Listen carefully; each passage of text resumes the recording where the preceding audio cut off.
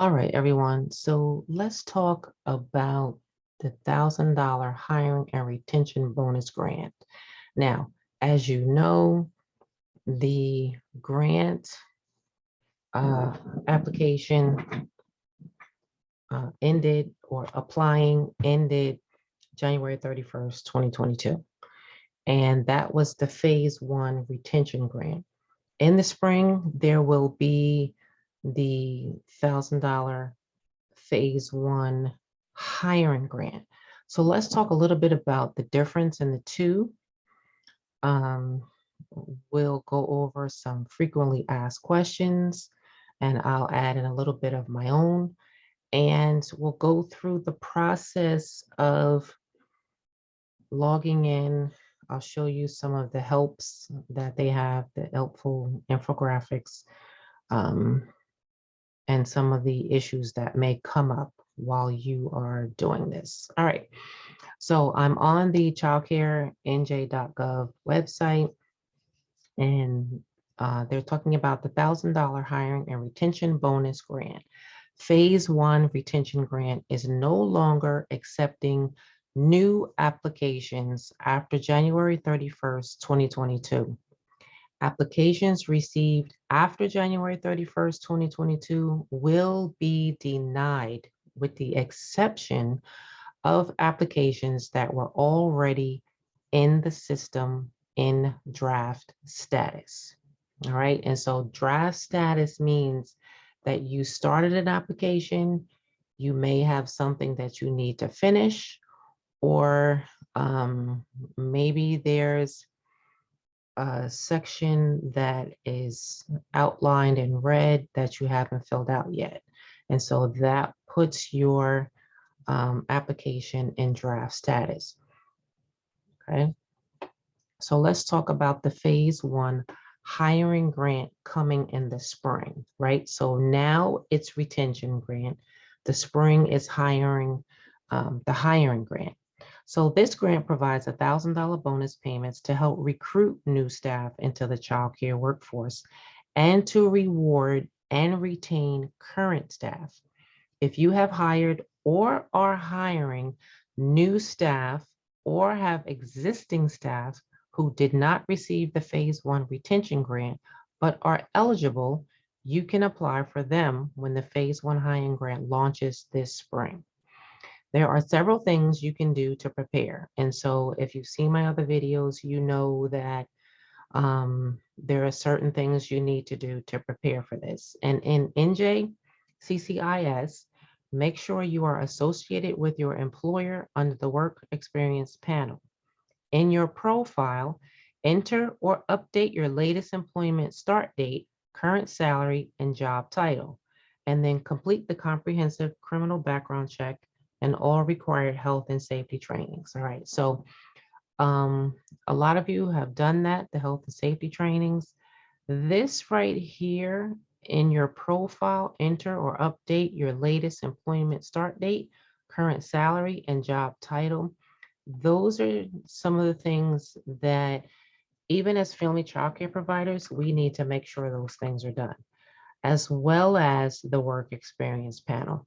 When I was going through the NJCCIS portal, answering the questions, I ran into some problems where I could not change one of, I think I had 3 things that were highlighted in red, not because they weren't completed, but because I needed to go somewhere else within the NJCCIS system and fill those things out.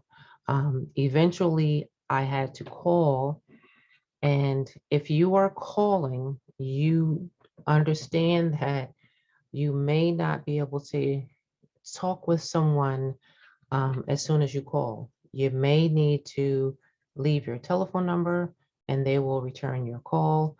I think they're getting a high volume of calls because the system seems to be a little glitchy when it comes to some of these applications. So we'll talk about a little bit about that in a few minutes.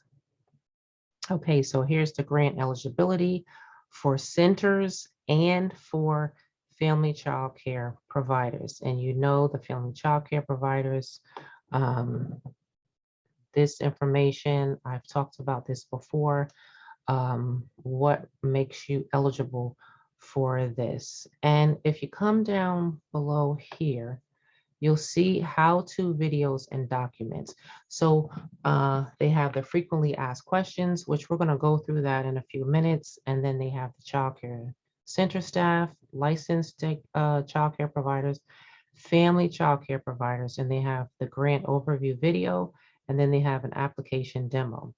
And then they have here updating your profile in NJCCIS video and the PDF instructions.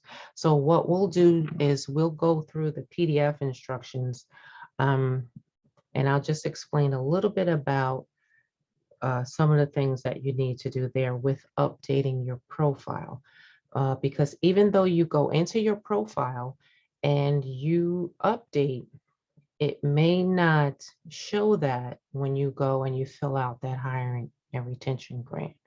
All right, so let's go to the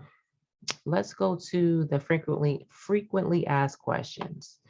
Okay, so the Department of Human Services Division of Family Development has announced a $1,000 hiring and retention bonus grant to support the childcare sector and workforce.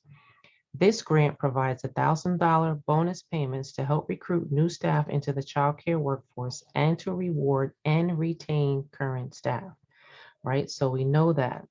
And then it talks about the general eligibility again for both center and family childcare. And then it talks also about qualified staff, okay? So we know they have to be registered in the registry. They have to have gone through the health and safety and child growth and development training. So all those things are required. So let's get into some of these questions because I think these are really, really important. I find myself asking these same questions during the process of filling out the application. So when can I apply? You can apply for phase 1 of the retention grant now through January 31st, 2022. Okay, we know that that is done unless your application is in draft status. Phase 1 of the hiring grant will be released in spring 2022. Okay, so that will be coming soon. Where do I find the grant application? The program administrator of a licensed childcare center or registered family childcare provider can find the grant application by logging into their www.njccis.com account and navigating to grants from their quick links panel. Okay, and we'll talk a little bit more about the quick links panel. Some of you were asking me questions, you couldn't find that. So we'll talk a little bit more about that. How many applications can I submit? You can submit one application per phase. So you can submit one application now for phase 1 of the retention grant. What information or documents are required to apply for the grant? So to streamline the process, the majority of staff information is imported from the NJ Workforce Registry into the application. If there is incorrect or missing information, your staff must log in to NJCCIS and update missing or inaccurate information in their profile. Providers have to upload a W-9 and banking information for direct deposit payments. So make sure you do that. That is kind of the last step after you fill out the grant information. Everything's gone through. You need to fill out that W-9 form because remember this is income, okay? And you also need to fill out your banking information for direct deposit. What will happen is once you fill out the hiring, the grant information, everything goes through, you'll see that your information is processed through a different portal.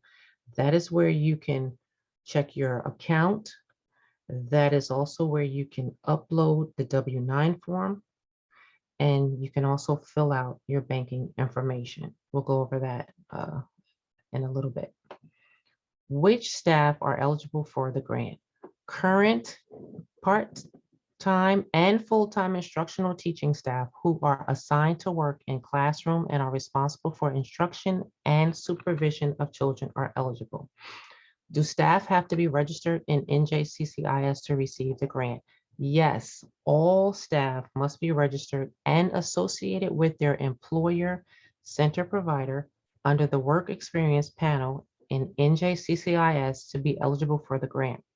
Information in their profile must be current, start date, salary, and title. Now they keep mentioning the start date, salary, and title. That is very important.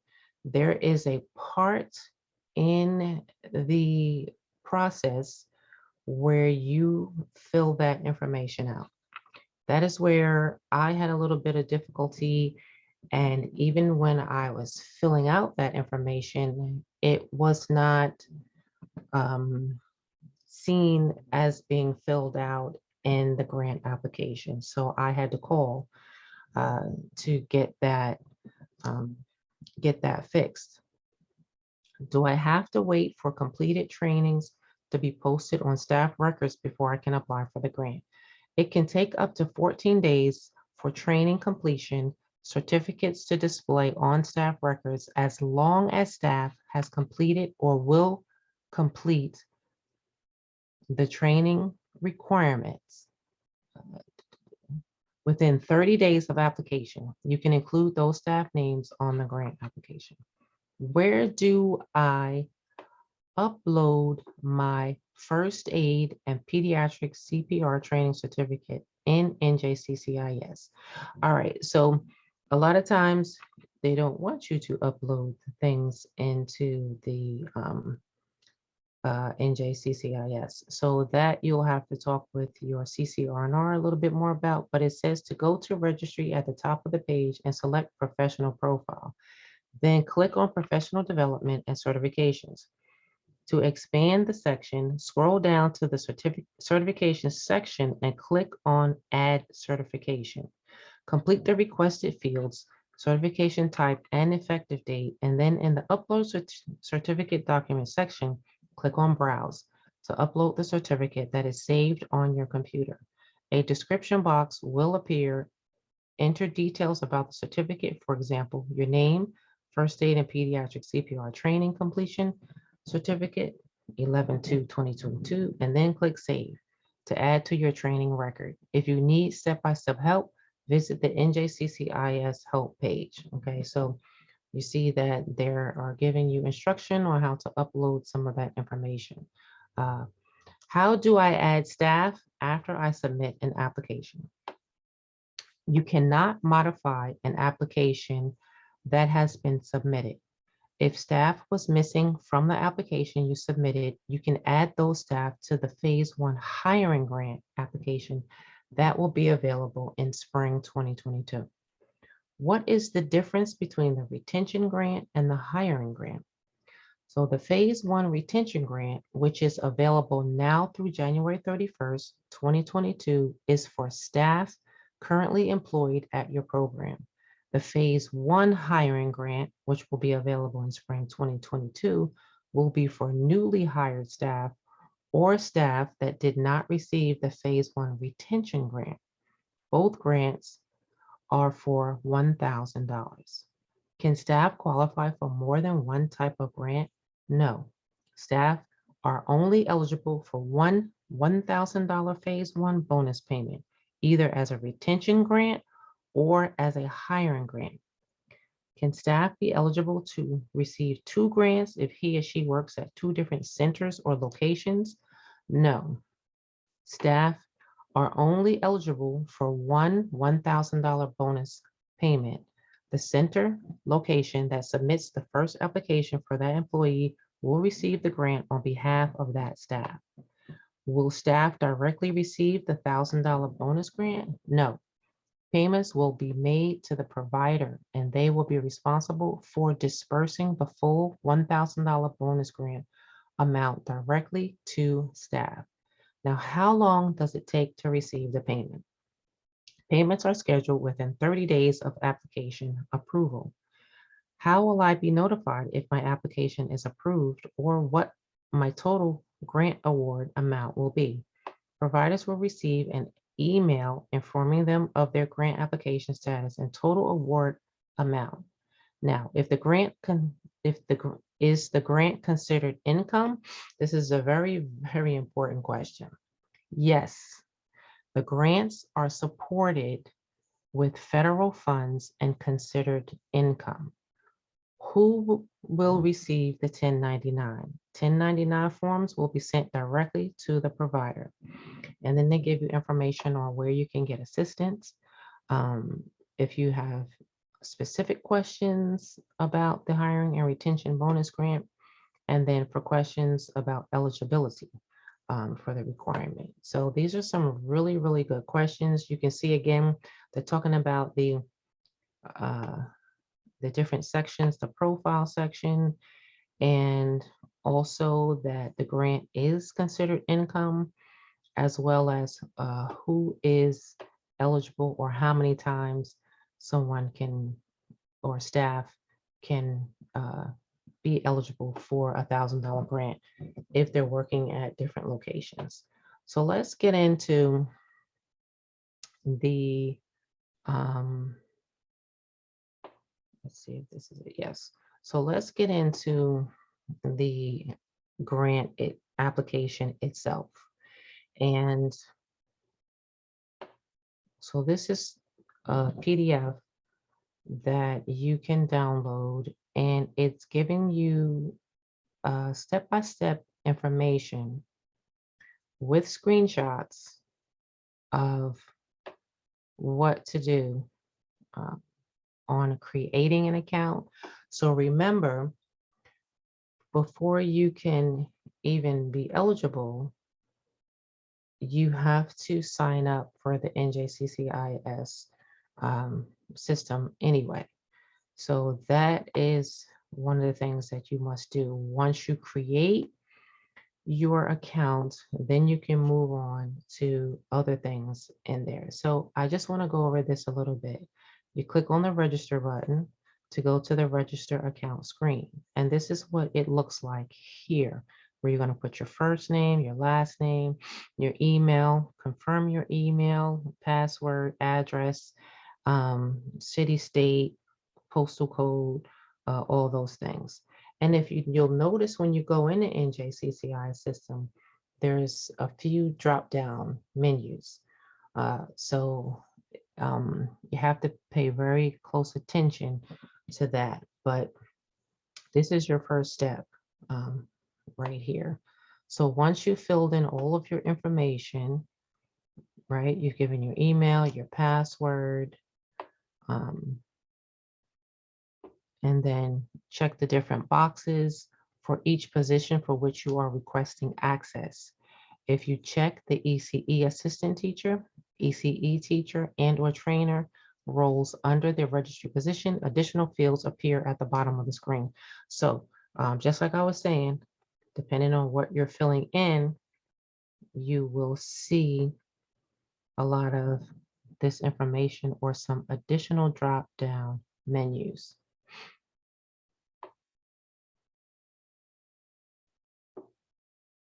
Okay. So here's more fields. So this field right here, to add a provider's, to add a provider, click on the search providers button. If it is available, this displays the add provider section. So this add provider section is where you will probably have to go when you are filling out the information before you get to your grant application. And also, if you have any problems, you will search. Most likely, it will be, if you are a family child care provider, you will search your name, or if your name of your business is here. You can search for that and it should come up. So as you can see here, search a field from the select field to search drop-down menu. Type the term to search for within the type term for search field. Okay, what? So what this means is you put in the facility name. This is giving you the example. This comes up, Little Angels. And then you can add additional search criteria for this. So what will happen is all of these different things will come up, and then whichever you're associated with, then that is what you will select. So it says check the box next to one of the providers and click on the select provider button. This enters the provider name into the childcare employer field. Okay, and like I said, for family childcare, we will just come up and we will click on that. Okay, so you're registering, you're activating the account. Okay, now, before we get into work experience, that part was very important that you were adding the provider. One of the things that I was told to do because I couldn't move forward with the grant application was to go in here and search for my name. It came up, but even though I was able to do that, some of that information in there is not correct. So you have to go in there and you make those corrections. That was one of the reasons I couldn't move forward with what I needed to do for the hiring and retention grant. How to add your work experience and position details. So employee association request to a provider record. So once again, you're in here, okay? And what you'll see is right at the top, you'll see account, applications, provider, registry, reports, administration. And when you click on your user account profile, you'll see your ID number, name, address, email. Then there will be some drop-down menus. Remember, we talked about drop-down menus here, and it says professional profile. So in the professional profile, in that section, you're going to put your work experience. So professional profile drops down, and then you'll see another drop down called work experience. Once you get to the work experience, in the work experience section, you have the ability to add a work experience record to your profile. All right, so to add a new work experience record, click on that add button. To new sections will appear below. Work experience detail and upload work experience documents. All right, so they're showing you here work experience details, and there's another search. Select here, employer name, description, and then, or you can browse to upload work experience documents, browse, which takes you to your folders and things in your computer, and then you can upload whatever needs to be uploaded. In the work experience detail section, select the provider type from the setting drop-down list. And the provider type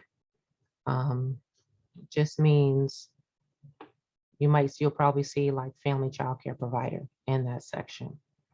And then you click on the select field to search pull-down menu to select a field to search within, and then fill out any fields that appear. So you see here, when you click on that, you will find, you select a field. So you'll have a county, which state, and then you'll see, I'm sorry, select the field to search, or you can do the state, or you can do the county, hit search, click on the search button to search for providers that meet the selected criteria. And it comes up again, that list. Click on the check icon in the leftmost column. So this is what they're talking about here. Of the provider results to select that provider. You may only select the provider, one provider per search. Click on the select provider button, and then the information to the employer name and all of that should come up. So you'll see their employer location, all that. As a provider, you should come up under that. Then you want to upload work experience documents, or you want to add in information that is missing, which is what I needed to do when I was filling all of this out. Now, in the NJCCIS system, like I said, it can be very glitchy. So I had to work directly with someone from NJCCIS in order to get my information filled out here. Okay, because I had to add the title.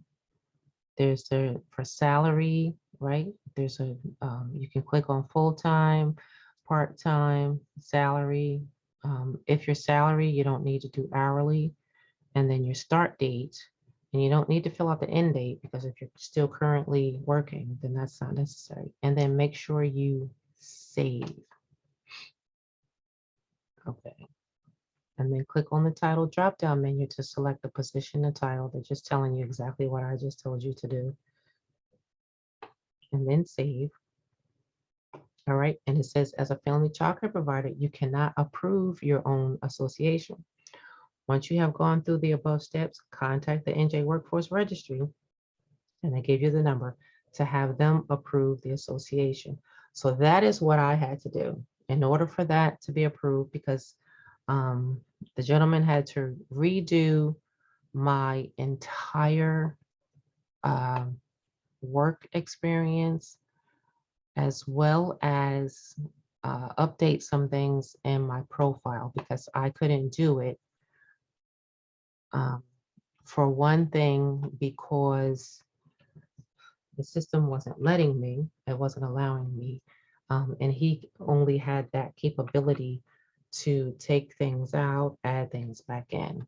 So be very careful when you are filling out your information. And like I said, there's a lot of drop-down menus. But if you follow the steps, and there's also a video, so you can download the steps that I just showed you. We went through the PDF. There's also a video, and you can follow along with that. If you don't understand something, or if it's just not working for you, call. Make sure you call. If you don't get someone on the line right away, then you can leave your number, or they already have your number, and they will call you back, which is what happened to me. They did call me back. So here is the, let me move me over. So here is the page that you'll see when you go to njccis.com. They're going to have all types of information on guidance for child care programs, available child grants. They're even going to talk a little bit about the NJARP stabilization grant, which I'll probably do video on that later on, because that application will be accepted through April 30th, 2022. Some are already filing for that one and having problems. I'm one of them. So I'm going to just finish up here with hiring and retention grant and do a little bit more research on the ARP stabilization grant. But I just wanted to show you, when you get to your NJCCIS, what all that looks like. You have your login and then your email password. and all that. I'm not going to go through how to log in. I think you all know how to do that. It's very self-explanatory. If you have not created an account, then you can go in and you can create your account, right? Because it says create account here. Okay, so like I said, follow along with the PDF. You can watch the video. If you still are finding that you're having trouble, then make sure you definitely call, because even though your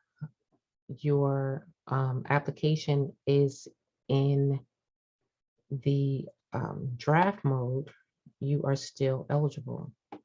All right, you can't start a whole new one, but you can continue with the one that you started, which is what that draft mode means. And then if you go all the way down, you will see a lot of good help with the for NJCCIS system, NJARP grant, the stabilization policy grant eligibility technical assistance. There is even you can make an appointment for a one-on-one business counseling and technical assistance. And then if you keep scrolling down, they're going to tell you about the phase 1 retention grant, which is the January 31st deadline. Then just a touch on the hiring grant, which is coming in spring 2022. And then they're going to give you telephone numbers and emails that will help you. Okay, so I hope this was helpful to you in filling out the NJCCIS information. Like I said, if you don't find the answers to your questions, if you don't know what you're looking for, if you're confused, then go ahead and call. All right. I had to call because, like I said, it was very glitchy and it wasn't taking the information that I was putting in. I did it several times, and it will move further along with the hiring retention grant, even to the point where you'll be able to sign, but it wasn't saying that it was submitted. So that's what you want. You want the grant to be submitted, and you want to receive a successfully submitted, or thank you, your application has been successfully submitted.